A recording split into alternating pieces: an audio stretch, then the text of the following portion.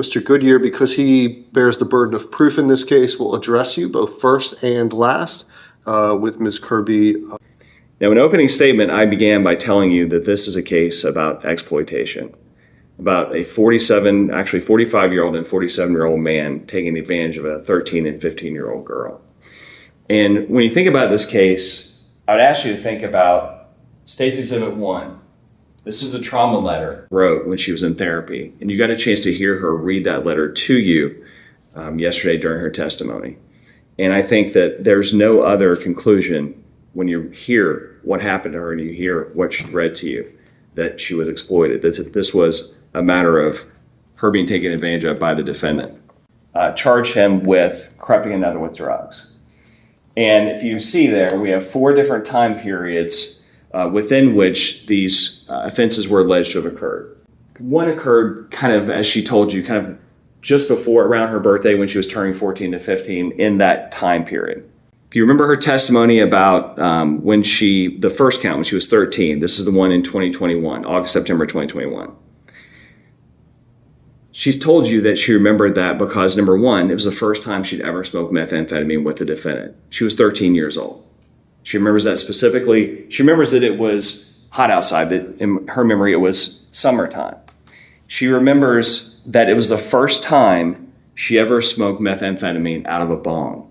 And she talked to you about the attachment on the bong and everything about that. She also told you the effect it had on her. She was awake for 4 days. She had I guess more of a high, you would say, than she'd ever had in her lifetime. So she specifically remembers those things. And she also told you that one of the reasons why she remembers this specific time period, that was sometime between August and September, is because she remembered that the defendant was in jail and had been released from jail in early August of 2021. And that's when she began to have contact with him, as she described. There are 16 photographs that were introduced as evidence in this case. You're going to have a chance to look at those photos. And each photo has not just a photo of, but has the metadata, the location, the geolocation information attached to each photo. And it tells you where that photo generally was taken. And it tells you the date those photos were taken. So she told you, she saw those photographs, of course it's her. She said that's in the defendant's bedroom. And she told you that she was high at the time in those pictures. And I think when you look at those, you're not going to have any doubt in your mind that she was inebriated when she took those photographs, or when those photographs were taken, I should say. There is a log of calls, and there are consistent calls throughout all the months between May and December between the defendant and the victim. The defendant, a 47-year-old man, the victim, a 15-year-old girl, and you can see how many phone calls there were between them using Facebook. She has a specific incident that kind of makes that more memorable, which is the defendant masturbated in front of her. So on that occasion, they went to his house, they smoked methamphetamine, and then he began to masturbate, and she told you that it was taking a long time. She showed a picture of herself in a bra and panties, and he was able to finish doing that. So certainly, she's 15 years old with this 47-year-old cousin masturbating in front of her. That is a memorable experience for her. The design that the defendant drew on her upper thigh when she was 13. There's a photograph from her phone that was downloaded that shows that design.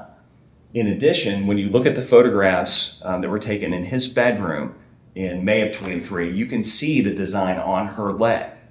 So again, she's not just making up the idea that he did this. There's evidence to establish to support the testimony she gave you.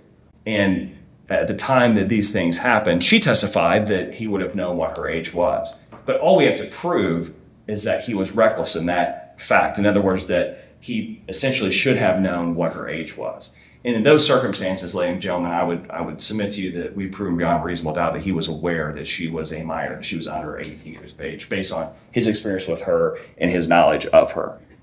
He's also charged with public indecency.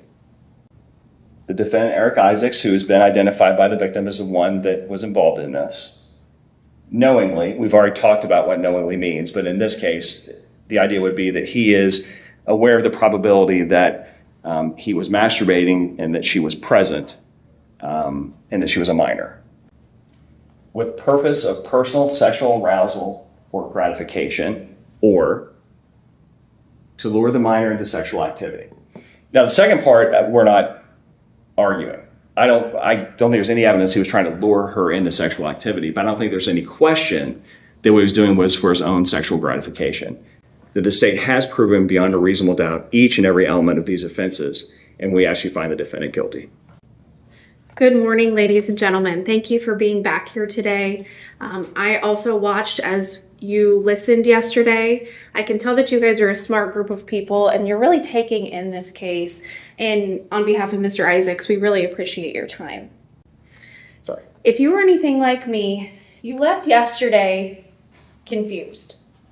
So many question marks. Was she telling the truth?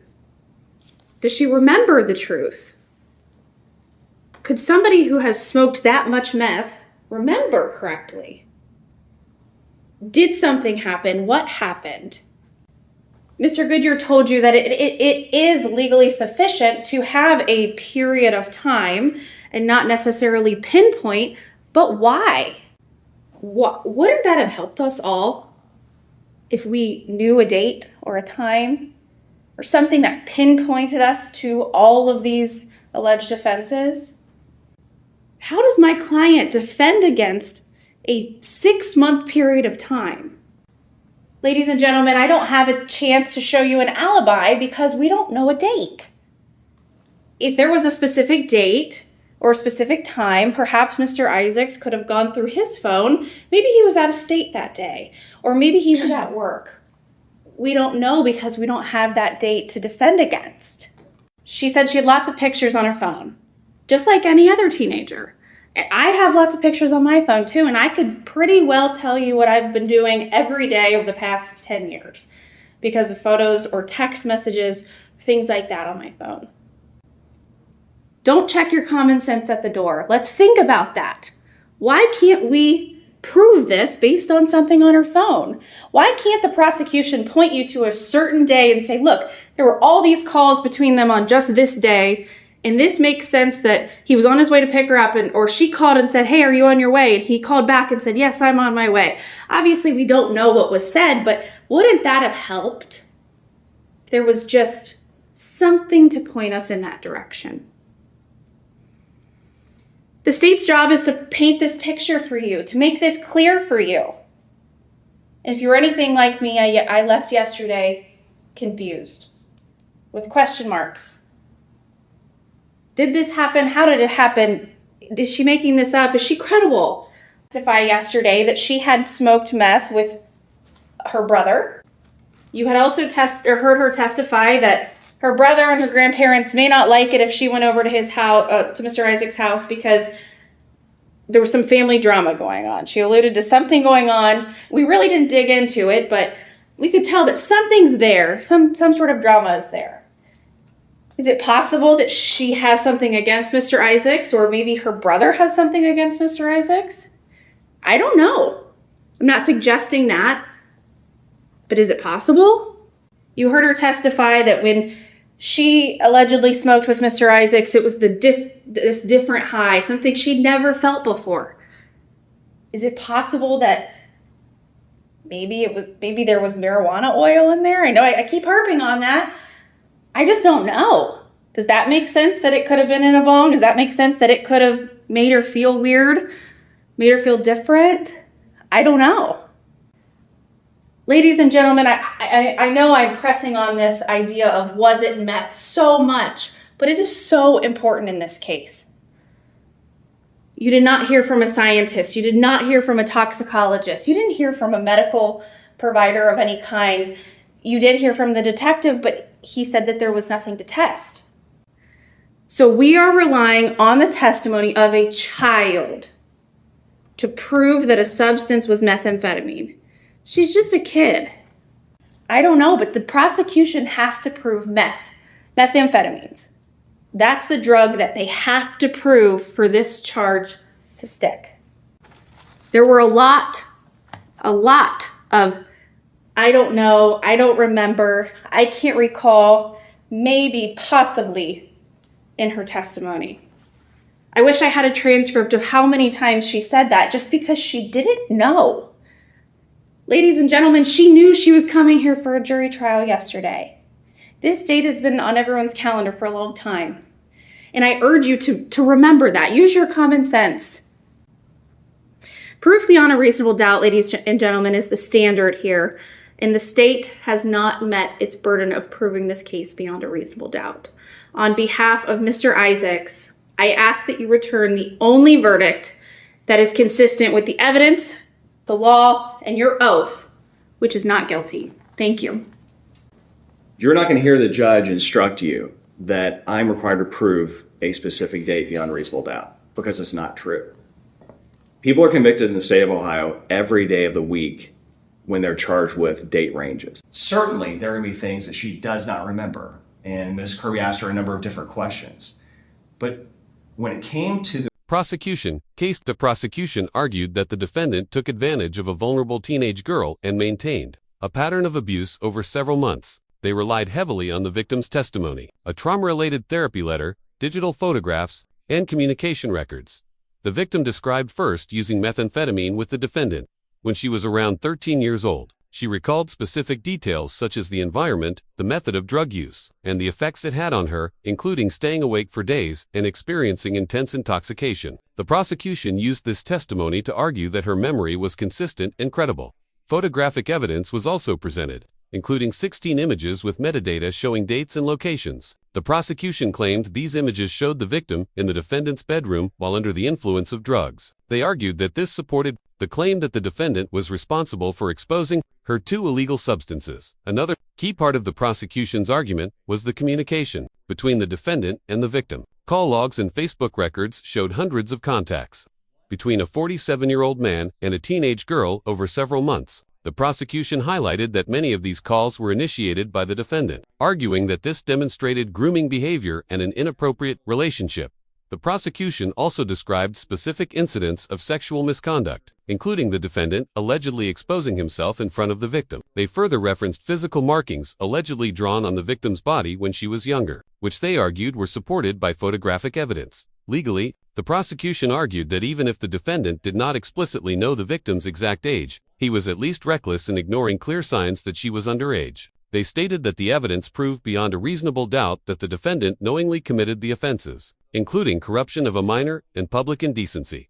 The defense challenged the reliability of the prosecution's evidence and the credibility of the victim's testimony. They argued that the case lacked precise dates, making it difficult for the defendant to establish an alibi or verify his whereabouts. During the alleged incidents, the defense emphasized that the prosecution presented a broad time range rather than specific dates, which they claimed weakened the ability to properly defend the case. They argued that if exact dates were available, the defendant could have used phone records, work schedules, or travel information to prove his innocence. They also questioned the victim's memory, suggesting that her recollection could be unreliable due to drug use or emotional stress. The defense argued that someone who had used methamphetamine heavily might not accurately remember events or timelines. A major point raised by the defense was the lack of scientific or medical evidence confirming the substance in question. They noted that no toxicologist or laboratory analysis was presented to confirm methamphetamine use, and that the case relied heavily on testimony rather than physical testing. The defense also suggested alternative explanations for the victim's experiences, questioning whether the substance used might have been something other than methamphetamine. They argued that there was reasonable doubt regarding what actually occurred and whether the allegations were fully accurate. Ultimately,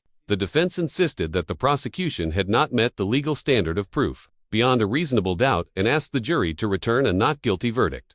Prosecution rebuttal and rebuttal. The prosecution responded strongly to the defense arguments. They stated that the law does not require exact dates in cases involving ongoing abuse, especially when dealing with minors and extended time periods. They defended the victim's credibility, pointing out that she remained consistent under questioning and gave detailed explanations of her experiences. The prosecution emphasized that she was repeatedly questioned about whether she was sure of her claims, particularly regarding drug use, and she consistently affirmed her testimony. They also reinforced the significance of communication evidence, highlighting that there were over 100 Facebook calls initiated by the defendant, and more than 130 total calls between him and the victim. The prosecution argued that this level of contact was highly inappropriate for a normal family relationship.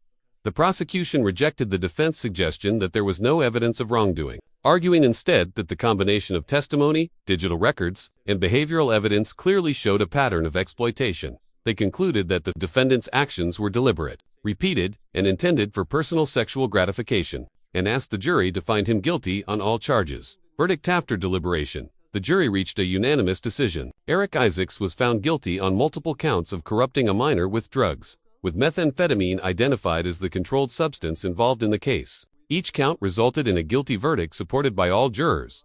Post-verdict proceedings. Following the verdict, the court addressed custody and sentencing matters. The prosecution requested that the defendant remain in custody pending sentencing and asked for a separate sentencing date so that the victim could be present. The court agreed and scheduled sentencing for a later date. Defendant's reaction after the verdict. The defendant expressed strong emotional frustration, insisting that he was innocent and claiming the jury's decision was based on false testimony. He repeatedly denied the allegations and stated that he had been wrongly convicted. The judge maintained order in the courtroom, and the case was formally moved toward